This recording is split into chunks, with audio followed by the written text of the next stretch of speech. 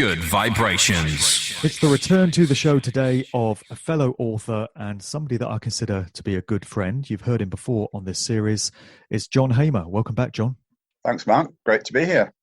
So we last saw each other at the Questioning History event just before Christmas down there in Battle, East Sussex. And that was a great event. We both did 3 presentations, I think, or you might have done 2. I did 3.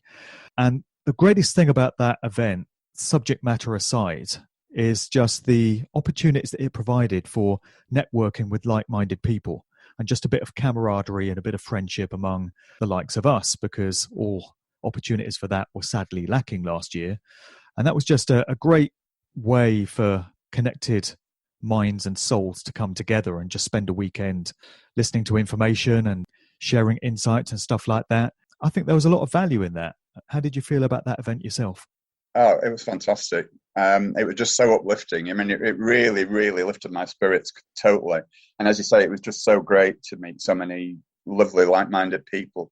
I actually quite expected it to be a real cross-section of people there, people who had no knowledge at all of what was what, in reality. But I was pleasantly surprised that, so many people were so knowledgeable about so many subjects. It really took me by surprise. And as I say, it was very uplifting. So, yeah, I really, really enjoyed it. And I can't wait for the sequel. Absolutely. And not a mask in sight, which was another important point. Indeed. No masking, no distancing, no testing, none of that nonsense. So the organizer, Gloria Moss, has got 2 more events lined up. And this is something to get quite excited about as well. She's got one happening in July. That's going to be called Questioning Science, which very much ties into what we're going to be talking about today. And then there's the sequel to Questioning History, which will actually be the 3rd of those events, which is December of this year down there in Sussex again. And the Questioning Science is taking place near Northampton. So we'll recap on those events at the end of the show. So we're here today to talk about your new book, which is The Falsification of Science. And it very much follows in the footsteps of The Falsification of History, which you put out a few years ago, in a similar kind of vein, just applying scrutiny to all the conventional wisdom, so-called, that we've received throughout our lives, and asking whether we've been told the truth of the matter. So this is a monster of a book. It's a huge undertaking. I can't imagine how long it must have taken you to research and write this. I mean, was this a multi-year job? Definitely. I mean, the research has been ongoing for many, many years. It's just a case of collating all that information and putting it into some kind of logical, readable form, which is what I did over the last couple of years. I mean, the production of it was interrupted by this year, 2020 being such a pain in the arse of a year. So that held me up for quite a few months because there was all sorts of other things going on in my life at the same time. But yeah, I mean, I started it probably beginning of 2019, just after my previous book, which was JFK, A Very British Coup. And then it's just more or less finished now. In fact, just as we've been speaking, I've had an email from the publisher to say that the paper proof copy is now available for me to order. So once I get that paper proof in the post, check that it's all okay. It's just a case of pressing a button and it's all systems go. So yeah, it's that close now, which is a relief because it's just been dragged on for ages. Yeah, well, I'm familiar with that process, and you actually put me in touch with the publisher that I use. We share the publisher there, which is why the type and the print in your book looks so similar to mine. It's going through similar processes. But I know only too well what's involved in putting together one of these books. I'm currently writing Musical Truth 3 myself, and there's a whole load of research involved in that. I usually have about 15 windows open at the same time on my computer, and I'm sort of darting around them and taking information from all of them. And I know the feeling.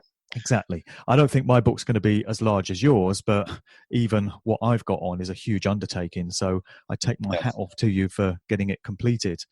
So there's lots to talk about, and I think we do need to do this show as a 2-parter. So I think we're going to have to regroup in 2 or 3 weeks and look at some other subjects from this book, because we've got quite enough to talk about today. Now, I'm personally heartily sick of COVID and talk about viruses and vaccines and stuff. I suppose we should go there, but I'm happy to leave that until part 2 so that we don't have to talk about that today. Germ theory and terrain theory and conventional science about viruses. So we got quite enough else to talk about today. Just by way of an opening statement, I would say that it's no exaggeration to state that everything we've ever been taught through establishment sources, whether that's academia, schools, colleges, university, governments, official organizations, scientific organizations, medical organizations, textbooks, television, has been a lie.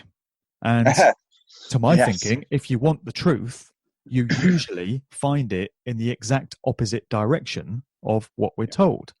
Yeah. So if they're vilifying a figure in history, demonizing them, there's a very strong chance that they're actually quite a decent individual that did lots of good things. And the opposite is the case as well. When they hold somebody up to be a great guy, such as Winston Churchill, for example, who you covered in your Questioning History talk, when you get to the true nature of that person, you often find it's very different to what we've been told about them.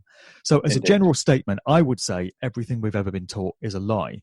Would you generally agree with that, having gone through all this research? Absolutely, yeah. I mean, I generally agree with it. Obviously, not absolutely everything, but it really, you're right. It really is hard to actually distinguish between the things that are a lie and the things that aren't. But as a rule of thumb, I would definitely agree with you, Mark. Just assume that everything is a lie and take it from there. And then if you do find anything that might actually be true, then that's going to be an exception rather than the rule, without a doubt. Yeah. Sure. Well, many subjects to talk about. We should probably start with how we all came about in the first place, according to conventional history and what's often taught in schools and universities and such. And this brings us to the Big Bang theory of how everything started. So maybe you just want to take it away with that and tell us what you discovered when you delved into that whole subject area. Yeah, well, the Big Bang is part of what I call the three myths of modern science, and I'll come into that a little bit later on. I mean, I don't want to get into masses of scientific stuff here because it can get quite technical, but I think it's also worth pointing out that my book's not a scientific textbook. It's quite a generalised work, which is written to be understood by everybody with even a modicum of intelligence. And to be fair, Mark, I'm no scientist either, but I always use this phrase, neither am I a meteorologist, but I only need to look out the window to see whether or not it's raining. So it's kind of that approach. It's not a specifically scientific book, despite the title. So I don't want to put anyone off by thinking, oh, no, I'm not interested in science. It's not about that. It's a much more generalized view of things. But obviously, the first chapter is actually about the Big Bang, and that obviously has to have some kind of scientific context in it, but I do try to keep that to a minimum. But the rest of the book is very, very general. Okay, so I believe there are three tenets of modern science that hold together the whole paradigm, if you like, all of which are fake. And these are the Big Bang theory, evolution, and the globe Earth theory. Okay, they all go hand in hand and form the whole basis of modern science, which without those theories would utterly collapse. And I believe that this is what keeps us all in our little box of reality and propounds that massive falsehood that we're some kind of cosmic accident, a chance occurrence, and are just probably one of trillions of other intelligent life forms throughout the universe, instead of being what I believe to be, and that is the center of it and an extremely important component of all creation. And I think they're trying to disabuse us of that theory, that fact, if you like, by propounding these so-called theories, and they are only theories. Then, if you notice that everything is the Big Bang theory, it's the evolutionary theory. It's never. They fail to tell us that they are only theories, but it's somehow become an assumption that they're all fact. Well, they're not. And again, I go a long way in my book to actually disproving that idea. So basically creating that fake paradigm in effect renders we as a species and our lives almost completely worthless and meaningless. And that's what they want. They want to keep us in that state of mind so that it makes us easy to control. It's that old story again. And they perpetuate these three myths in order to maintain that illusion. So that was like the long-winded introduction, I'll move on to the actual theory itself now, the Big Bang theory. Yeah, as I said, the clue's in the name. It's a theory. It's not fact, but it's presented to us as fact. I mean, no one knows, not anyone, not even mainstream science knows exactly what the real truth about our origins are, despite the fact that they're totally disingenuous and dogmatic and even arrogant in their claims. I mean, to simply... Sorry, Mark. No, I'm just... Carry on. All right. To simply say that the universe was created when this nothingness exploded, which is what the Big Bang says, totally goes against the first law of thermodynamics, and that is that matter cannot be created nor destroyed. The idea of the Big Bang is that first there was nothing, which exploded and created the universe, which makes about as much sense as, I don't know what particularly, but it's typical of all the contradictions in science anyway. The allegedly immutable laws of physics can be broken whenever it suits their own narrative. They don't care about that. It's kind of one rule for us and no rules for them sort of approach. I think whatever if I could just jump in quickly here, John. Sure. Whatever your viewpoint on this very large subject, you have a burden on your shoulders to explain how certain things came about. So the Big Bang theory, obviously you have the burden of explaining how something could come from nothing and how a random occurrence could create everything that we've got. But then if you take the view, as clearly you and I do, that there's an intelligent creator behind all things, you're then left with the question of where the creator came from and what created the creator. So exactly. I think you're right in that we just don't know, and we probably can't know. We can't know in this life. I think when we cross over to whatever lies beyond, I suspect we become all-seeing and all-knowing, and we have all these questions answered. But for as long as we're in human form and operating with the limitations of a human mind, I don't think we can know, but we can discount some things. Yes, we can't say what definitely happened, but we can say what definitely didn't happen. That's spot on, Mark. Yeah, exactly. I think that's where the Big Bang theory comes in. We can say that's not what did happen. Yeah. I mean, as I said before, and you just eloquently put it too. I mean, I don't have an answer to the conundrum, and you don't either. But the difference being, though, that we don't feel that we have to invent one to fill some kind of gaping hole in the knowledge base. But it seems that science does. It has to protect its norms from being assailed by the truth, in my view. Okay. Within the bounds of natural laws, all effects must have a cause. And because of this, the spontaneous appearance of hydrogen atoms out of nothing is a definite breach of that first law of thermodynamics, as I said. Therefore, since it's not a natural event, it is by definition a supernatural event, otherwise known as a miracle. So science obviously now believes in miracles, does it? I mean, seriously, though, that's a very, very weak starting point for a totally unrealistic and materialistic scenario.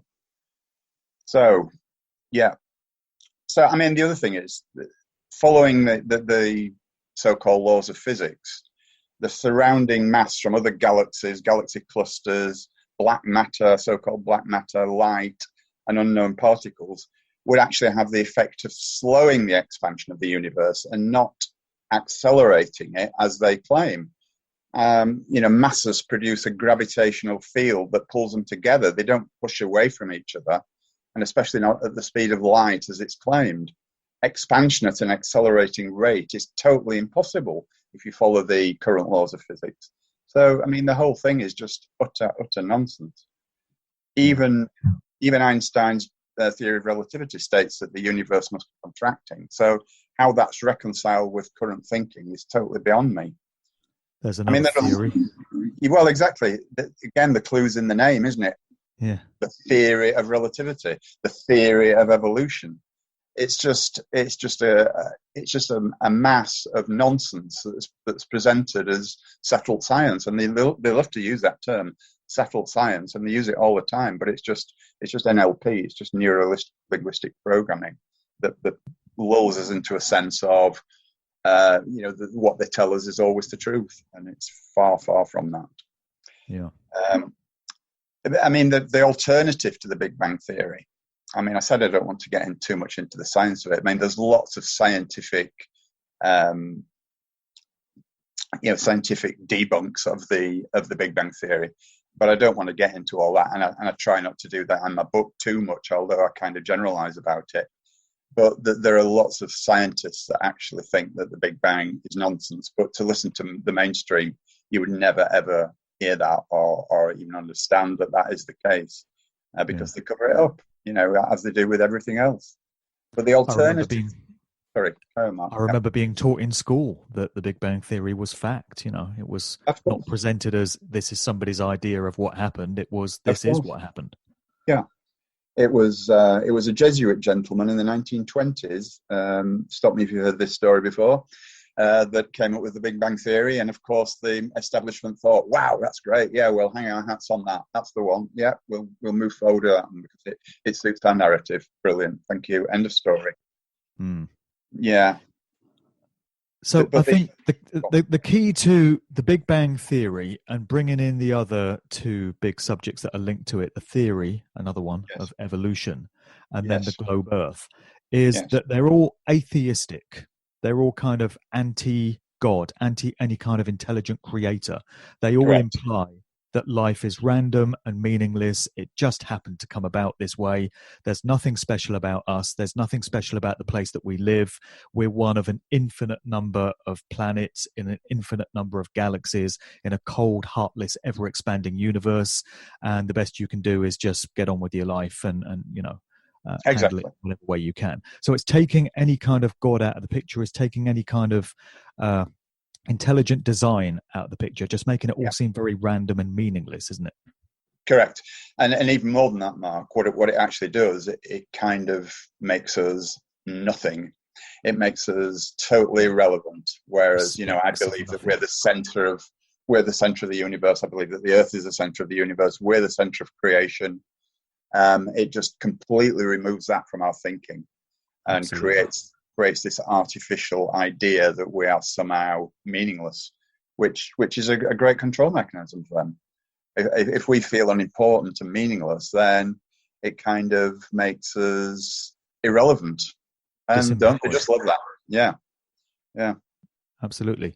And that's what we get through the theory of evolution as well, this idea that in some primeval swamp somewhere in the remote past there were creatures, amoebas or bacteria or whatever, and eventually they mutated and somehow grew legs and crawled out of the slime, and this evolution just kept going, and eventually somewhere down the line some early form of human evolved, rather than humans or mankind being the special creation of an intelligent God.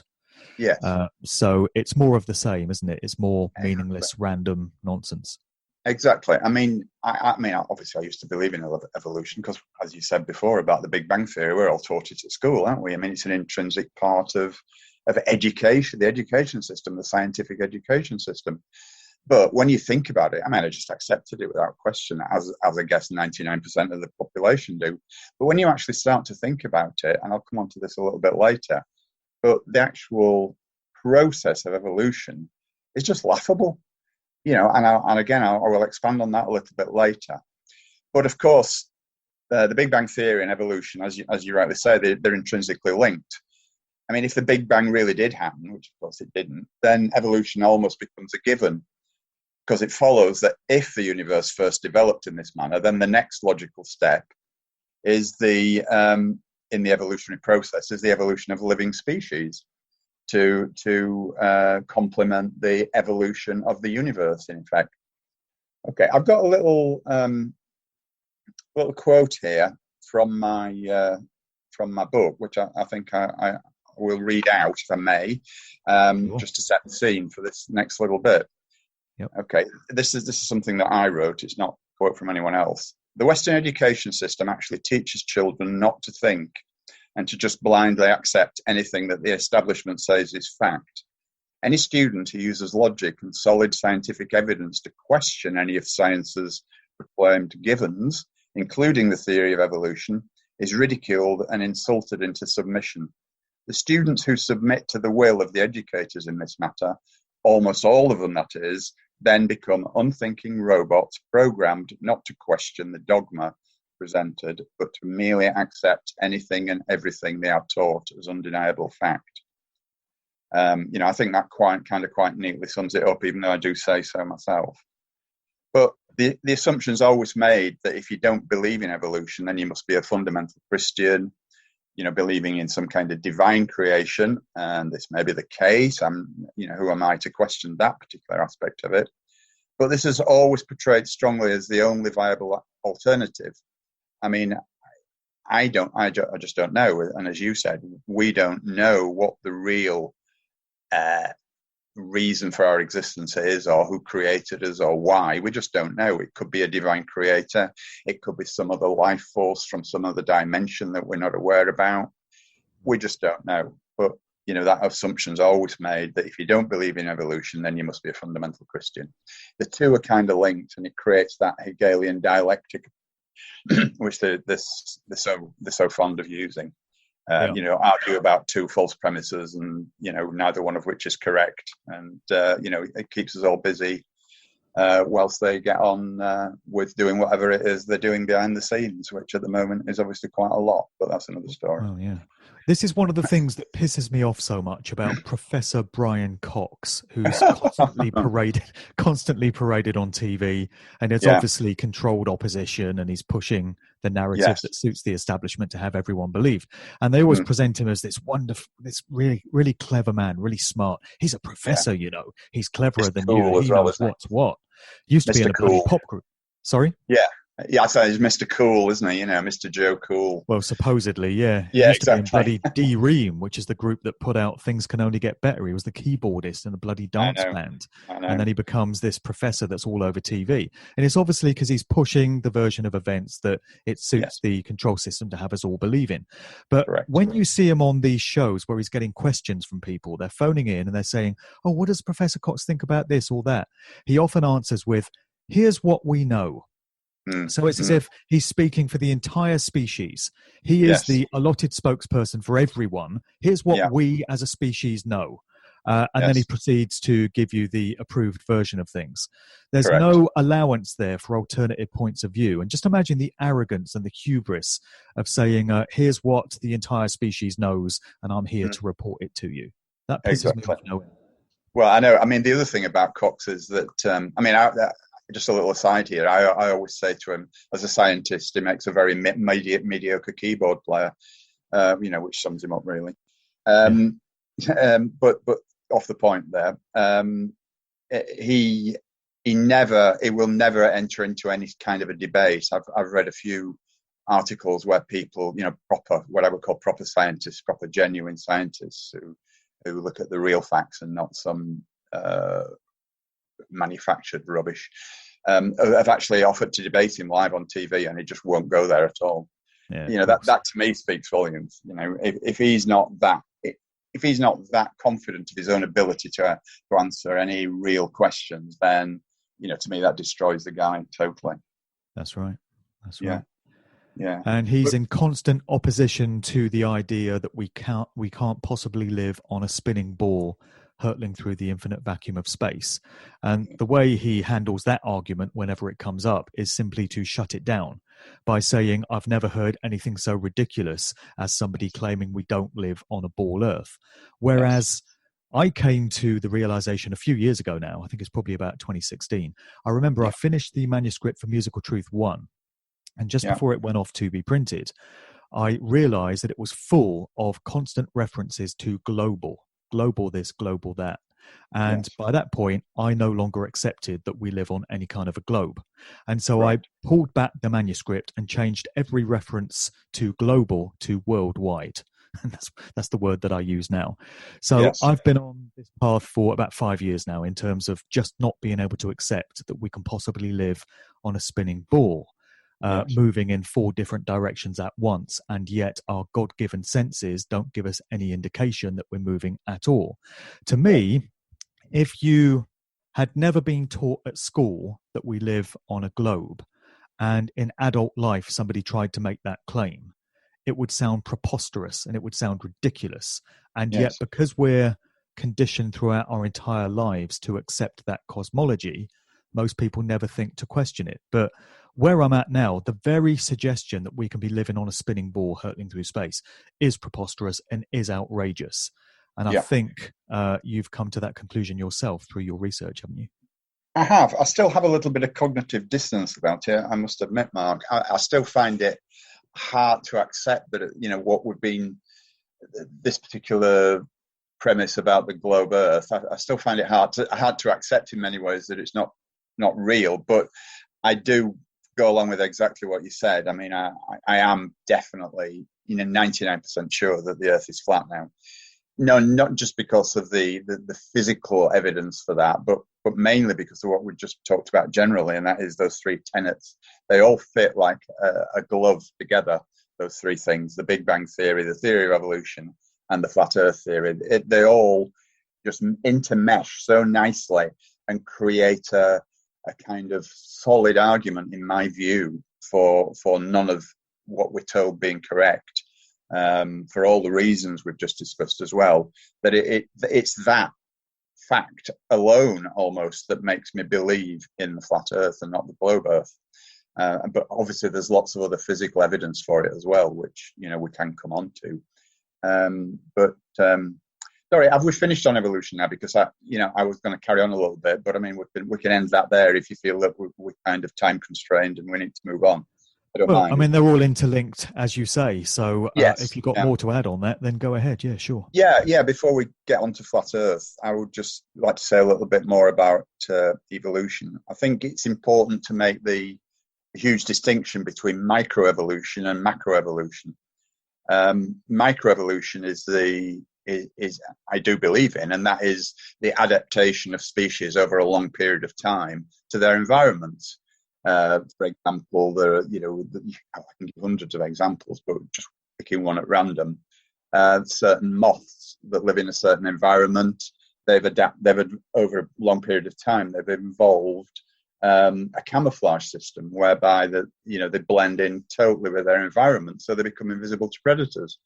Now that I believe in, because that is just a natural process, and that is kind of natural selection at work, because what happens is moths that have a mutation that gives them that ability are more likely to survive, and therefore they pass their genes on to others.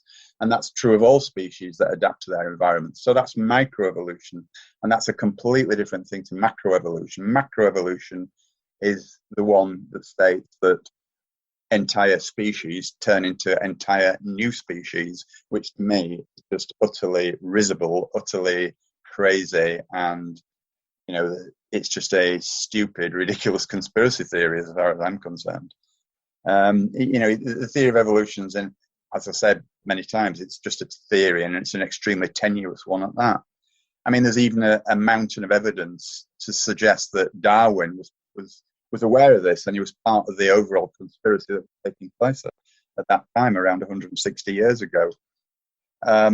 And this continues to this day, obviously. I mean, he actually is rumoured to have I don't know how true it is, because I've never been able to find any evidence to back this up per se, but it's rumoured that he did confess in anguish in his final days to inflicting this hoax upon people.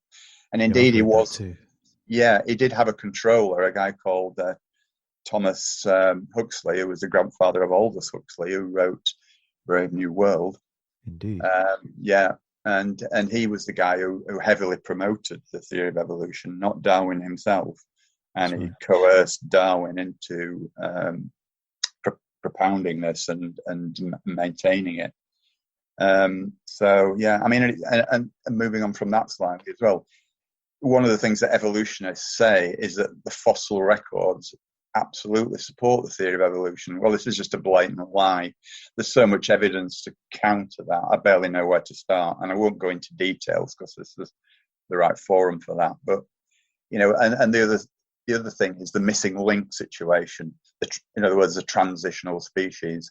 How on earth can you have a transitional species, which you would have to have if macroevolution was correct? You couldn't suddenly be say for example a chimpanzee and then suddenly produce a human. There has to be a transitional process in that. And how would a transitional process work? A transitional species just would not be viable. the whole thing is just so crazy. And when you actually stop and think about that alone, that kind of puts the lie to evolution totally, because it's just not possible. And there are no transitional species. There are no transitional species fossils anywhere. There never have been any. And Darwin actually said that he believed that was false. There hadn't been enough time elapsed at that point in time for that to have happened. And but obviously he's been dead 140 years or something like that, almost 140 years. So, there has been enough time elapsed now, and obviously that's still not occurred. So the whole thing is just nonsense. And how to explain, if humans evolved from monkeys or apes, how come monkeys and apes are still around? How come the entire species didn't shift? There's that too. I mean, to go back to the transition of species again for a second. I mean, this would require partial organs, wouldn't it? How would an eye evolve? How would a kidney evolve? How would a lung evolve? It's just not feasible at all. A partial lung or a partial eye or a partial kidney or a partial wing or a partial gill would not serve any purpose whatsoever. It would have to evolve in one fell swoop, if you like, rather than piecemeal, which totally contradicts the theory of evolution. It's just not possible to evolve in that kind of way at all. The whole thing is just so obviously fake that it's crazy.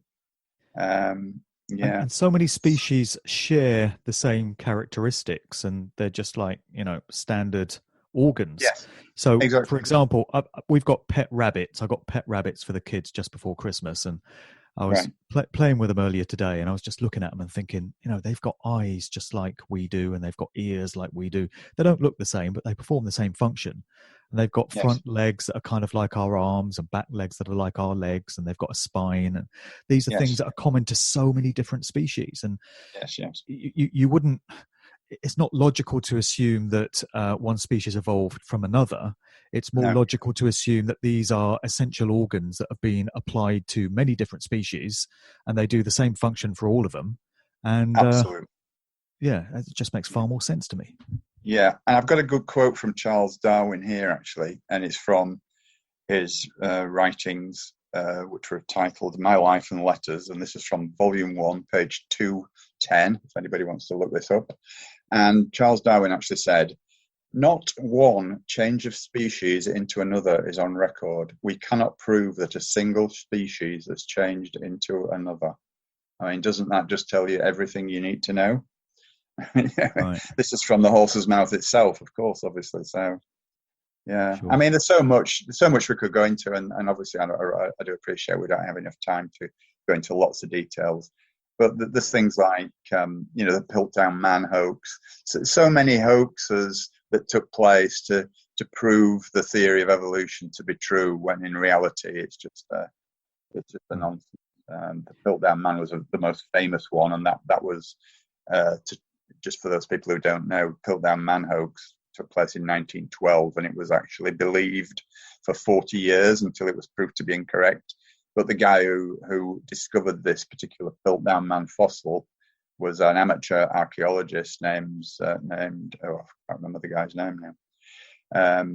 But he actually took a skull of an ape, and he aged it to make it look ancient, and he modified it slightly to look as though it was like a transitional species between an ape and a human.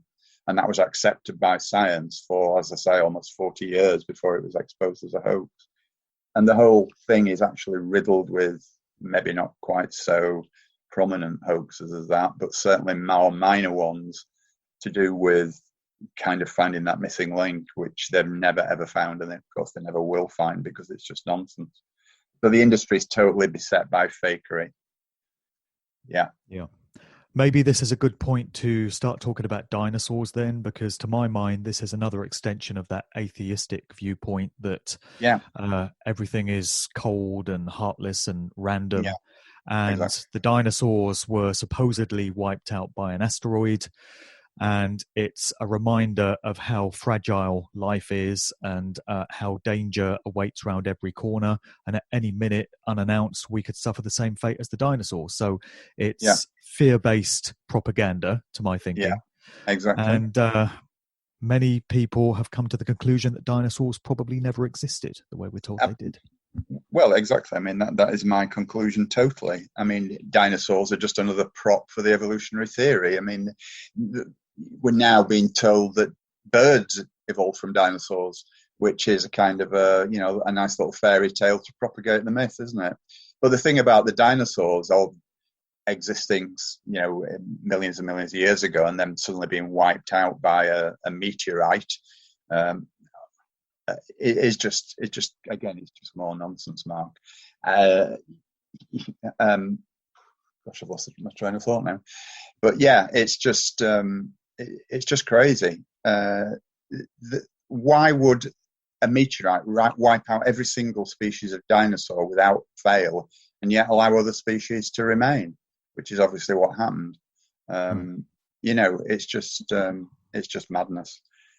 And the thing about dinosaur fossils is that none were found at all until the early days of evolution in the mid-19th century. None. So there is no record of any dinosaur fossils in any ancient histories at all. So nobody up until the mid-19th century had ever found a dinosaur fossil anywhere at any time. No ancient civilizations have recorded them, nothing.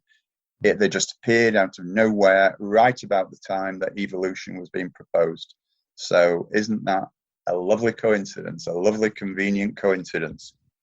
Yeah, no mention in any holy books or ancient texts. No mention in the Bible. Absolutely nothing at all. Nothing at all. And again, you see that the dinosaurs being wiped out by a meteorite is only a theory. It's not a fact. It's taught and propounded as a fact, but it's all tenuous nonsense. There is no fact about it, but we're told that it's a fact, and we're led to believe that it's a fact, and most people do believe it. And I think it's the case that when you go to a museum and you see what purports to be a dinosaur skeleton, these are all mock-ups, they're all models, they're all an artist's impression of what dinosaurs may have looked like, but none of them are genuine bones. Exactly. 100% of them are fakes, and this is actually admitted by science, although they don't obviously publicize it. 100% of all dinosaur skeletons in museums are admitted to be fakes. Just let that sink in first. But this tells us that all the real bones are kept under lock and key in places such as the British Museum and the Smithsonian Institute, with only certain privileged paleontologists being allowed to view them. That old story again. Well, if you believe that, great, fine, it's your privilege. But I'm sorry, I find that, just a little bit too hard to swallow, I'm afraid. That Brian Cox could get in. Oh, yeah, he will be able to, yeah, of course. Yeah. And also there was something that took place in the late 19th century called the Dinosaur Wars. And this was when a lot of paleontologists were vying for popularity, if you like. And the quest was on to find as many different species as possible. And every single one of them that they discovered was later found to be fake, just pure fakery. They were doing it for the prestige and the kudos. Totally unscientific stuff. They were all easily provable as fake. And a lot of the pictorial representations of dinosaurs that we see are just fantasy. They're just taken from something like a one bone, leg bone, or a jaw bone or something, which don't even exist anyway, but they're just extrapolations from one single bone, which just turns the whole thing into complete nonsense. And the whole dinosaur industry is aimed at kids as well, if you notice. Isn't it fun? There's all colouring books, films and TV shows about dinosaurs and what wonderful, lovable creatures they were, and it's just inculcating kids into this evolutionary mindset, and it's all just a complete psyop, in my view. Complete psyop. And with dinosaurs, that actually props up the alternative theory of our cosmology. The fact that the idea that there's deep space and there's planets and galaxies out there and there's asteroids and meteorites floating around and it's all vast and infinite. So the idea of dinosaurs helps to support the idea that there's nothing special about the Earth. And it's not the center of all things. It's just one of so many such planets in deep space. So yes, what one supports the other there, doesn't it? absolutely, yes, it does. It's I mean, kudos to them. They've done a fantastic job in fooling us. I mean, it's an incredibly complex and far-reaching paradigm that they've created. They didn't do it overnight. It's taken a long time, centuries, in fact, for them to actually, fulfill that kind of goal that they had in effect, to fool all the people all the time, which is obviously their ongoing goal. And they do succeed at that quite well. I have to concede that point, I'm afraid. But it's all, as you say, intrinsically connected and all designed to just basically keep us in darkness as to who we are and what our position in the universe, if I can use that word, is. It's a brilliant psyop. What more can I say? And so much of how they've got everything done over these centuries comes down to family bloodlines. You mentioned Thomas Huxley earlier, who was the granddad of Aldous Huxley, who was a eugenicist. He was involved in the counterculture scene of the 1950s going into the 60s with putting LSD and psychedelics into society.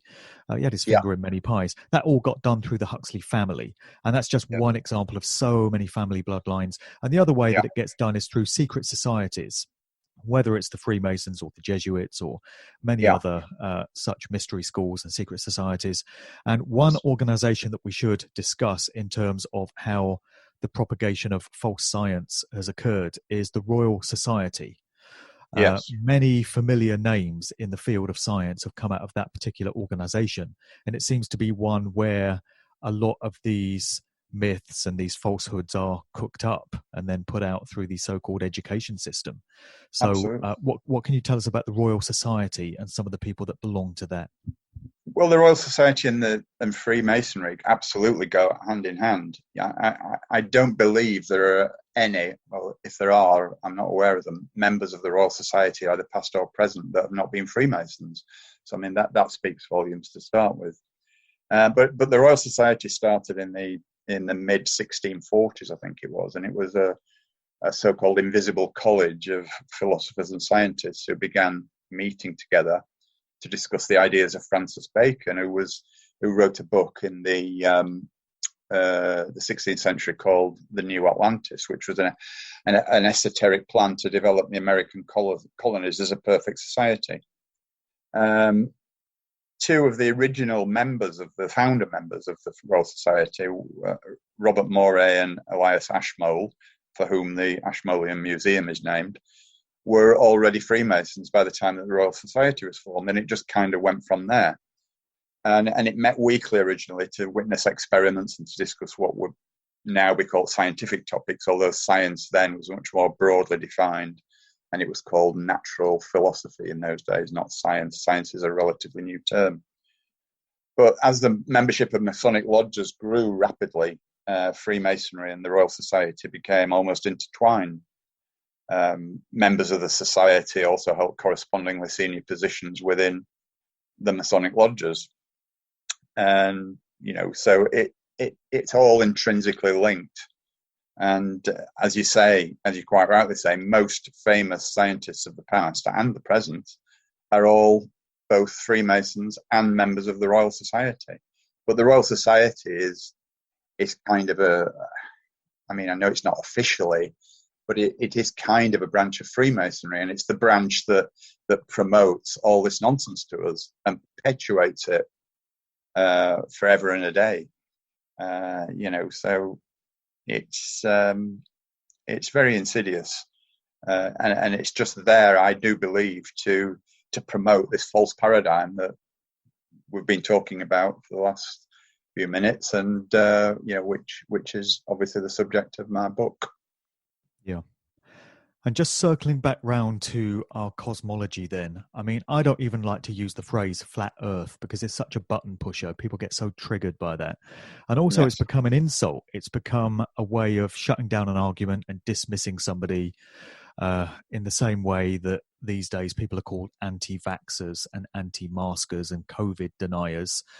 Just calling somebody a flat earther is another form of insult that is designed to just make an argument go away and not engage in an intelligent debate.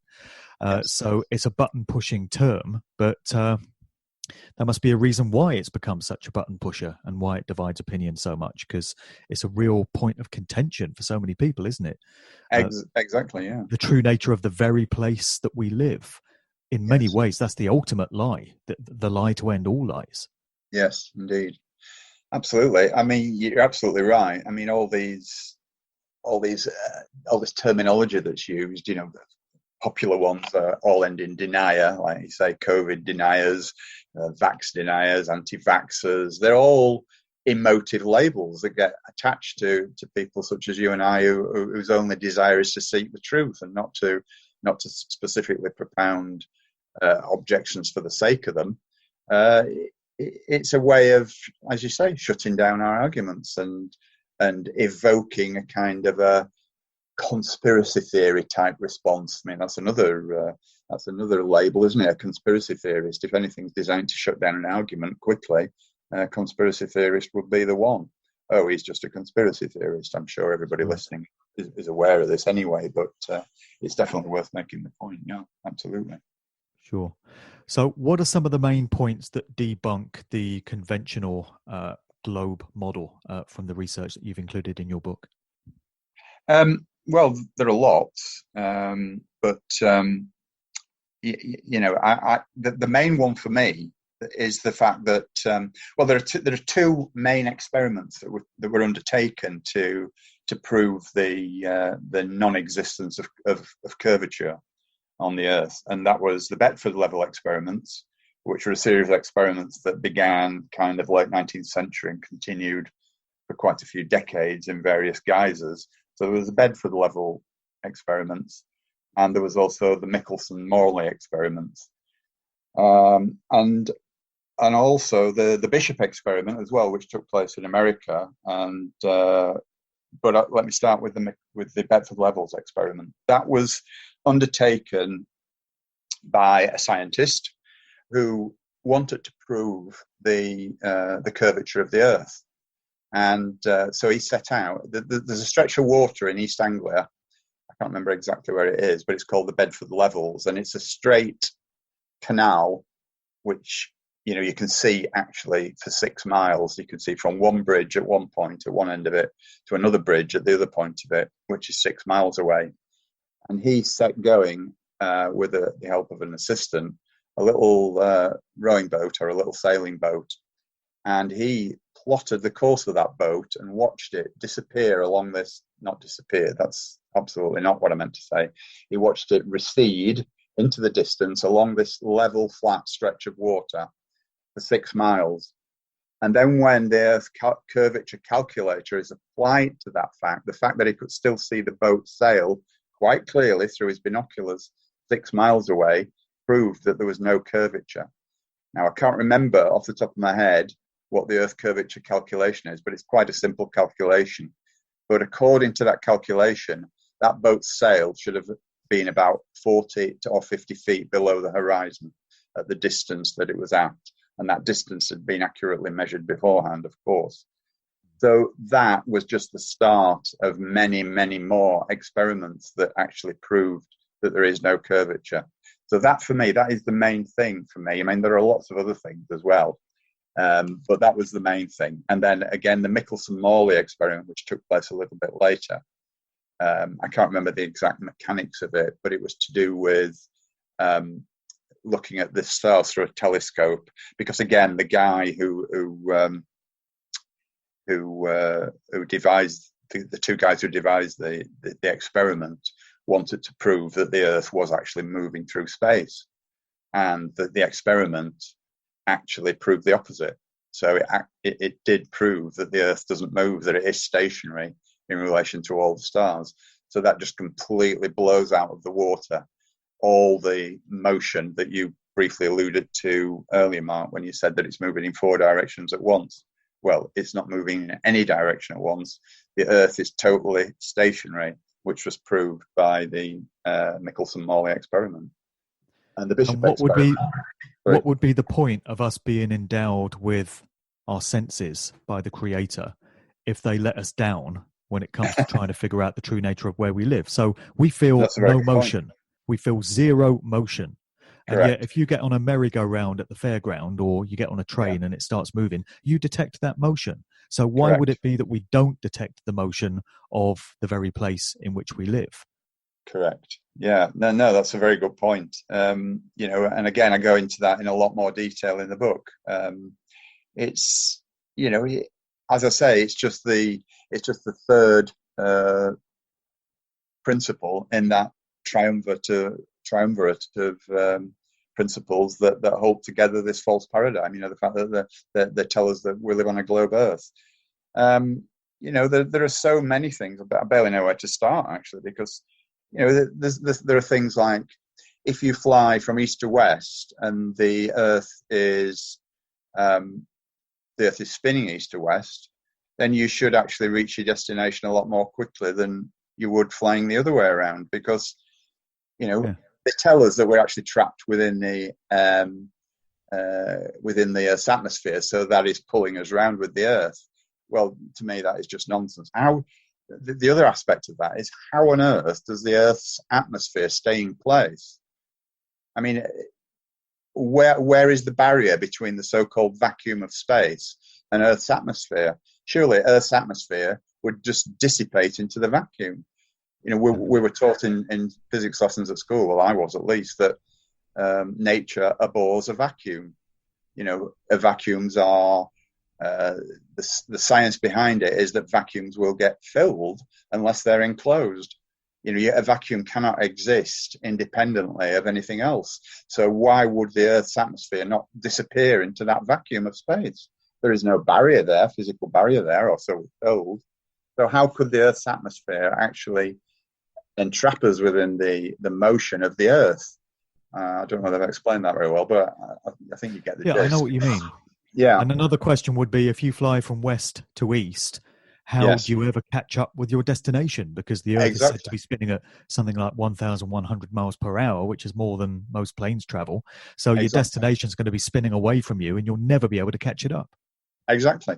But the problem with that people have is that I'm guilty of it myself. Don't get me wrong. I mean, I'm not condemning anyone for this, but we're so propagandized and so inculcated into this way of thinking that we don't actually stop to consider any of that. We just assume that it's correct, and most people don't have time to research this stuff, as we know, Mark. So you just go along with it, and it's all basically crap, basically. But we don't look into it. But there are so many other things. Have you looked at for example, the flights in the southern hemisphere situation? Because obviously on a flat Earth, the southern hemisphere is much bigger than the north hemisphere. Just for the listeners, those who are not aware of the flat Earth paradigm, the flat Earth is described as a disk with the North Pole in the centre, and there is no South Pole, but Antarctica is a massive ice wall encircling the disk, which keeps all the oceans in place. And then that is covered by a dome, which kind of explains the atmosphere paradigm that I was referring to earlier. So if you imagine the flat Earth as a disk with the North Pole in the centre, and then the South Pole or the Antarctica being on the outside, then obviously what we call the southern hemisphere is much bigger than the northern hemisphere. So plane flights are not at all as they would be on a globe. The distances are much greater. And again, there are lots of experiments being done. There are lots of examples of plane flights taking ridiculous routes in the southern hemisphere, particularly because obviously the layout of the continents in the southern hemisphere, well, all over flat Earth, the layout of the continents is obviously different to the globe Earth, but it's more exaggerated in the southern hemisphere, or what they call the southern hemisphere, but which is actually the outer rings of the flat Earth. So the distances are much greater, and therefore the actual flights that take place are totally distorted and much bigger. For example, I can't remember the actual cities involved, but from somewhere in East Africa to fly to Chile, looking at the globe, it's more or less a straight line, obviously following the curvature, but more or less a straight line across that little portion of the Earth. But actual flights from that destination, and this is just one example of many, this is not just an anomaly, this is one example of many, actually go up through London and then back down to Chile, which is it's kind of a V-shape route, and that looks absolutely ridiculous on a globe Earth. But when you actually extrapolate that onto the flat Earth, it's a straight line. So again, it's just circumstantial evidence. This is not actual proof, but just one more element to the whole paradigm. Yeah. And the globe Earth versus flat Earth argument is one step too far for many people. I can imagine there'll be lots of listeners that are with you on almost everything else you've said, but when it comes to the idea that we can't possibly live on a globe, they wouldn't accept that, because they just would not be able to accept that a lie so monstrous as that could succeed or could ever be told in the first place, because the extent of the evil and the deception that is called for with lies of this magnitude. It's just levels of wickedness that are almost unfathomable to a human mind. Yeah. You just can't believe anyone would be capable of inflicting this kind of deception on multiple generations of humanity. Absolutely. And yet, anyone that's learned anything about the so-called elite ruling class or the cabal must surely have discovered by now that they are dark occultists, they're Satanists, they're psychopaths. They don't see the world the same way we do. They're devoid of compassion and empathy and the humanity that we all take for granted. And so anything is fair game for them. No lie is too big. Exactly. Yeah, and this is exactly how they propagate the lies, because they know, and these people are experts at human psychology and the human psyche itself. Excuse me. They know that we don't view things as the same way as they do, and the fact that people cannot believe that anyone would behave in that way, they definitely use to their own advantage, without a doubt, because they know that that's how it works, and this kind of protects them. But I still have a little bit of cognitive dissonance about the flat Earth. I do admit, my heart says it's real, but my head kind of does question it a little bit still.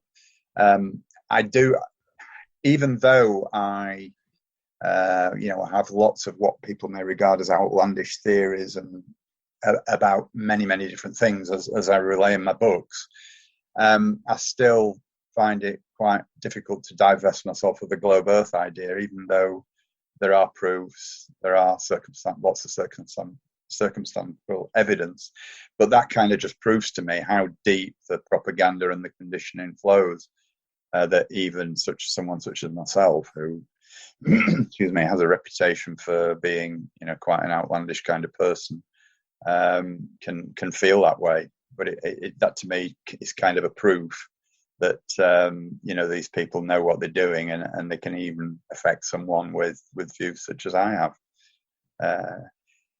People say to me, have you never seen pictures of the Earth from space? It's a globe, it's a globe, it's a globe. But they're all fake. They're absolutely all fake. Yeah, and it's admitted to that they are. Yeah, of course. And, any picture or video from miles and miles above the Earth that shows any curvature, and to be fair, there are very, very few of those. This is a very important point. They use fisheye lenses. They're deceivers, which creates a kind of a curvature effect. But there are so many videos taken from miles and miles and miles above the Earth, way above, the heights that planes would normally cruise at, that show a completely flat horizon as far as the eye can see. And it's just all fakery and fantasy. Of all the stuff that you researched for this book, then, what was the subject area that shocked you the most, that you were genuinely surprised to discover that we'd been lied to about? Would it be what we just discussed, or would that be something else? No, definitely something else.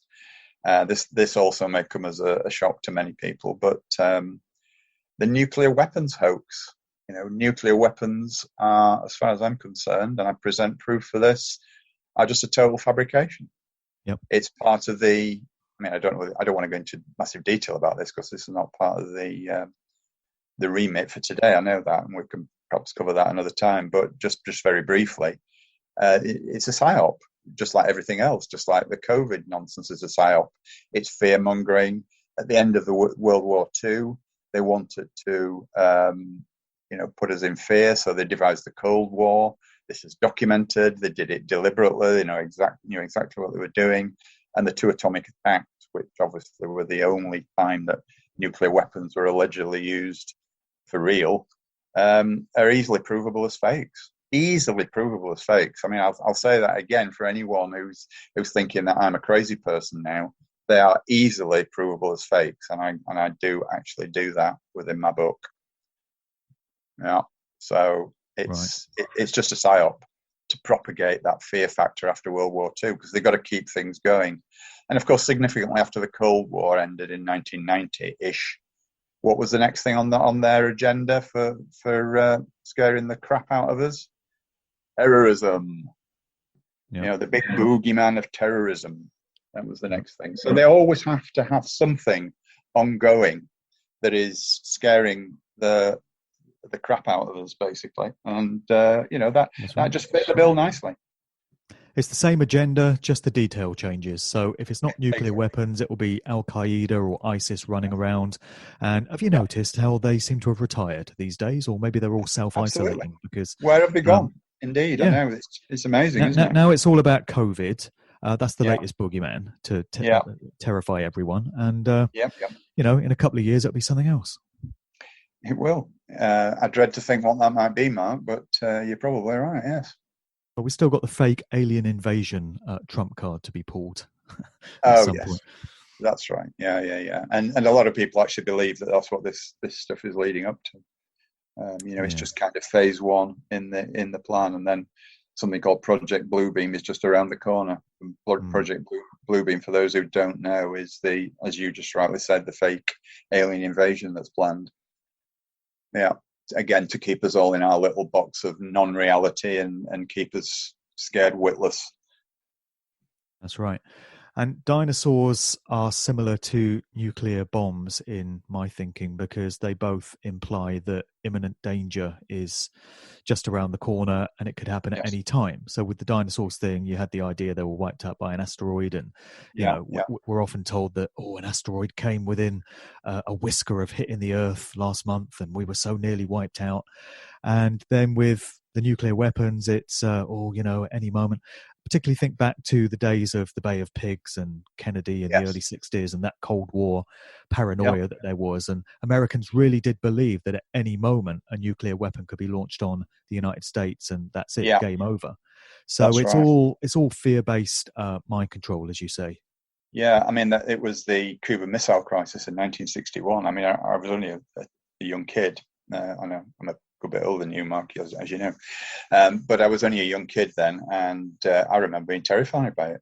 Even as a child, being terrified by the fact that, there was all sorts of headlines which I didn't read at the time, but which I've seen since, that say, World War III days away and things like this, because of the Cuban Missile Crisis, which, again, for those who are not old enough to remember it or aware of it, this was whereby Khrushchev, who was head of the Soviet Union at the time, placed missiles in Cuba pointed at America. And as we know, Cuba is only a stone's throw away from the American mainland.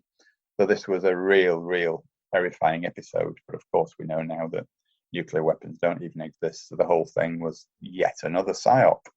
But at the time, it scared everybody to death. Everybody was living in fear and panic. I remember my parents being quite perturbed by it, shall we say, as I'm sure many people were at the time. It's all fear porn, fear mongering. Yeah. And humanity as a whole never seems to learn its lesson. I mean, obviously there's exceptions. There's a lot of awake and aware people now as a result of being able to do their research on the internet and share information widely, Yes. which has never been available to previous generations. But here we are, the vast majority of the population are being scared to death by the COVID scam and made to believe that there's this threat to their safety in exactly the same way as previous generations were with nuclear weapons and war and so many other things. And the dynamic is always the same. Governments and the mainstream media lie to us. And there's so much proof of this in your book, not least. We can learn the methods and the tactics that they've used to pull the wool over our eyes decade after decade. And yet, collectively, we never seem to learn our lesson. People still listen to governments, they still listen to the mainstream media, and they still believe what they tell them. They haven't yet twigged that their job is to lie to us. Their job is to deceive us. I wonder when that lesson will ever be learned. Well, it's a very interesting question, and I wish I knew the answer, Mark. But as I say, it's a very, very valid question.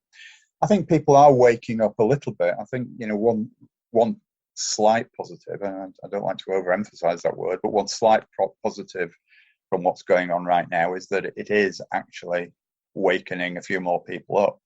I mean, it's been a very, very slow process so far. I mean, I've been in this kind of, I hate this word, but the conspiracy world for, around 20 years now, and just over, in fact.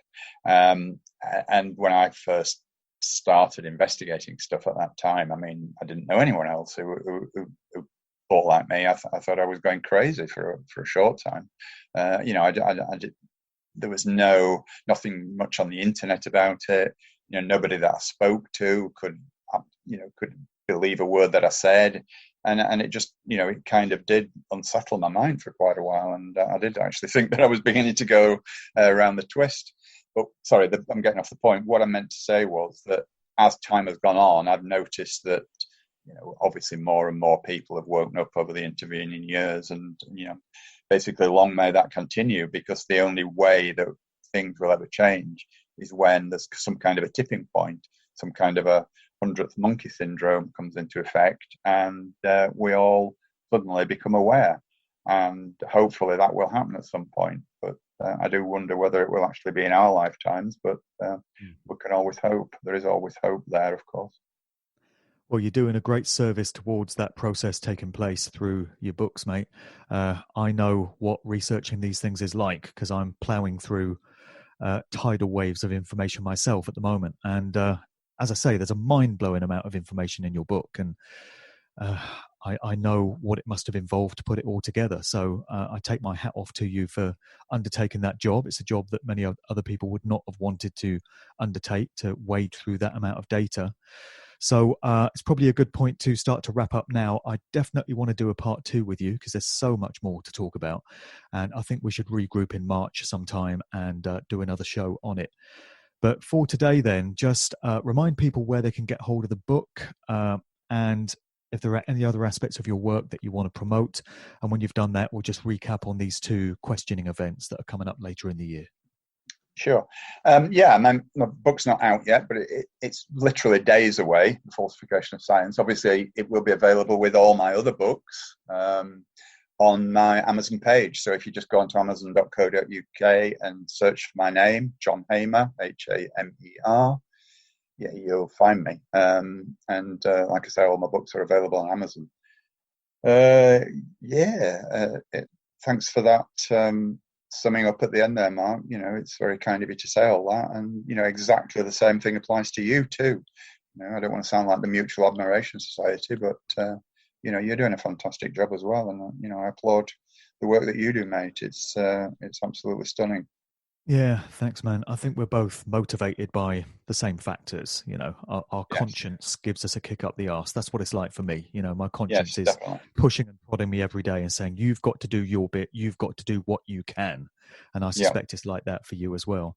What about if people want to get hold of copies of the book from you direct? Can they email you, and are you posting out copies or anything like that? Yeah, I will do that by all means. I mean, I'll have to make a small postage charge, obviously, but yeah, if people want a signed copy, that's absolutely no problem. Please make my email address available if you wish, Mark. And I welcome people. I know people sometimes have said to me, "Oh, I was a bit reluctant to email you. I didn't want to disturb you, blah blah blah blah." Well, I don't mind people contacting me. It's nice to communicate with like-minded people. So I welcome any communications, and by all means, if you are interested in a signed copy, then do email me, and we'll get that organised. Not a problem. Sure. So the first event we want to mention then is the one that's happening in July, and this is called Questioning Science, which very much ties in with what we've talked about today.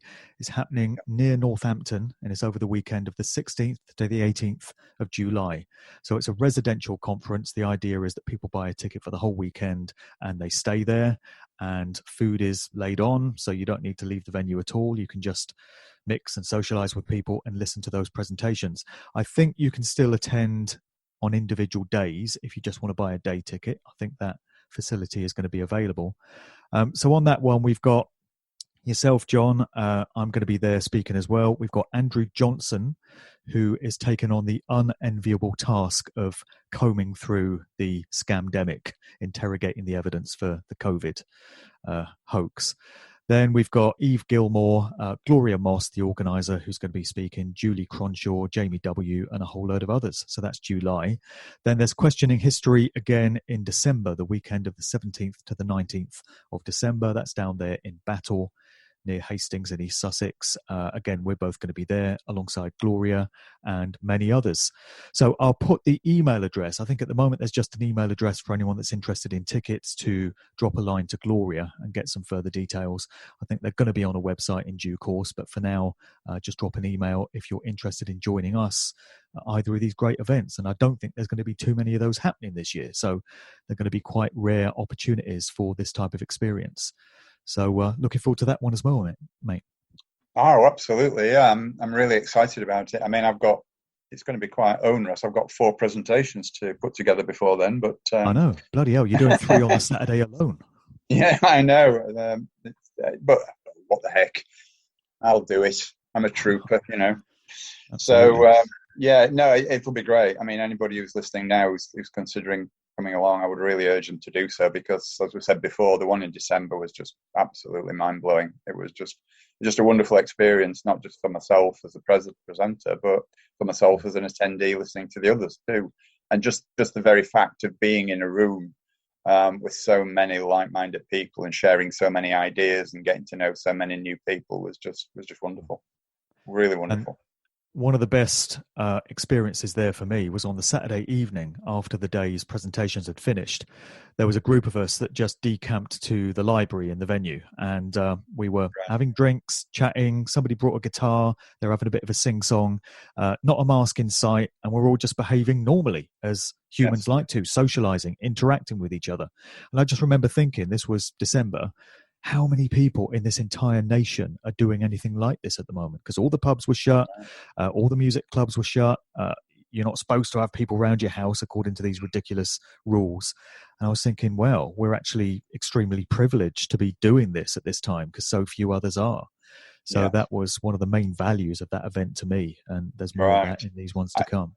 I actually missed out on that because, as you know, the first day was the Friday, and my friend Rob and I, it took Rob 8 hours to get to the venue, and he picked me up on the way, and it took me 7 hours. So I was absolutely shattered on the Friday night, but somehow I stayed up.